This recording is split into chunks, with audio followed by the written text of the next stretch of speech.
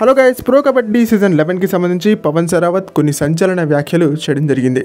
తన బర్త్డే సందర్భంగా సునీల్ తనేజా గారికి ఇచ్చినటువంటి ఇంటర్వ్యూలో కొన్ని సంచలన వ్యాఖ్యలు చేశాడు పవన్ సరావత్. ఇంతకీ ఆ సంచలన వ్యాఖ్యలు ఏంటో ఈ వీడియోలో మనం తెలుసుకునే ప్రయత్నం చేద్దాం. సో ఈ వీడియో చాలా ఇంట్రెస్టింగ్గా ఉండబోతోంది. దయచేసి ఈ వీడియోని ఎక్కడా కూడా స్కిప్ చేయకుండా లాస్ట్ వరకు చూడడానికి ప్రయత్నించండి.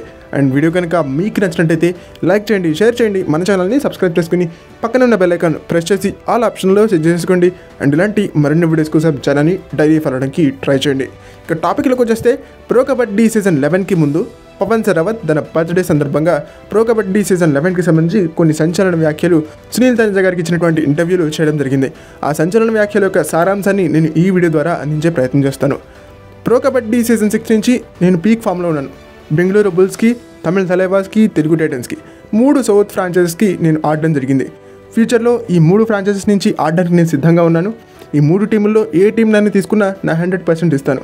అండ్ ఈ 3 టీంలే కాకుండా వేరే ఏ ఇతర టీం నన్ను ఆక్షన్లో తీసుకున్నా కూడా వాళ్ళకు కూడా నేను 100% ఇచ్చే ప్రయత్నం ఖచ్చితంగా చేస్తాను. అండ్ నేను ప్రో కబడ్డీలో కావచ్చు, ఇంటర్నేషనల్ కబడ్డీలో కావచ్చు 5 టాప్ కోచెస్తో నేను వర్క్ చేశాను. శ్రీనివాస్ రెడ్డి గారితో వర్క్ చేశాను, రణ్ధీర్ సింగ్ షరావత్ గారితో నేను వర్క్ చేశాను, అశన్ కుమార్ గారితో నేను వర్క్ చేశాను, బీసీ రమేష్ గారితో నేను వర్క్ చేశాను, అలాగే మన్ప్రీత్ సింగ్ గారితో కూడా నేను వర్క్ చేశాను. ఫ్యూచర్లో వేరే ఏ ఇతర కోచ్తో వర్క్ చేయడానికైనా నేను సిద్ధంగా ఉన్నాను. సో ఏ టీంకి వెళ్ళినా నేను నా 100% ఇవ్వడానికి ప్రాధాన్యతనిస్తాను. అండ్ ఇప్పుడున్నటువంటి కాంపిటేటివ్ కబడ్డీలో ఏ ప్లేయర్కైనా 2 క్వాలిటీస్ ఉండాలి. టీంకి తగ్గట్టుగా మీరు పర్ఫామ్ చేయాలి. మీ పర్ఫార్మెన్స్కి తగ్గట్టుగా టీం బిల్డ్ అయితే అవ్వదు. అట్ ద సేమ్ టైం మీరు ప్రతి సీజన్లోనూ ఒక న్యూ స్కిల్తో రావాలి. అలా వచ్చినట్టయితే మీకు ఒక కాంపిటేటివ్ అడ్వాంటేజ్ ఉంటుంది. అండ్ మీ టీంకి కూడా అదొక అడ్వాంటేజ్గా మారేటువంటి అవకాశం ఉంటుంది. సో ఇవి ఫ్రెండ్స్, ప్రో కబడ్డీ సీజన్ 11కి రిలేటెడ్గా పవన్ సరావత్ చేసినటువంటి కొన్ని సంచలన వ్యాఖ్యలు. నాకైతే పవన్ సరావత్ చాలా మెచ్యూర్డ్గా మాట్లాడాడని అనిపించింది.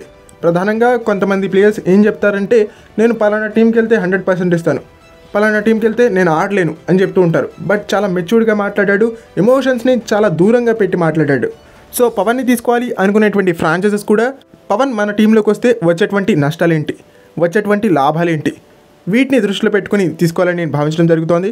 ఓకే, ఇది ఫ్రెండ్స్ ఈ వీడియో కనుక మీకు నచ్చినట్టయితే లైక్ చేయండి, షేర్ చేయండి, మన ఛానల్ని సబ్స్క్రైబ్ చేసుకుని పక్కన ఉన్న బెల్ ఐకాన్ ప్రెస్ చేసి ఆల్ ఆప్షన్లో సెట్ చేసుకోండి.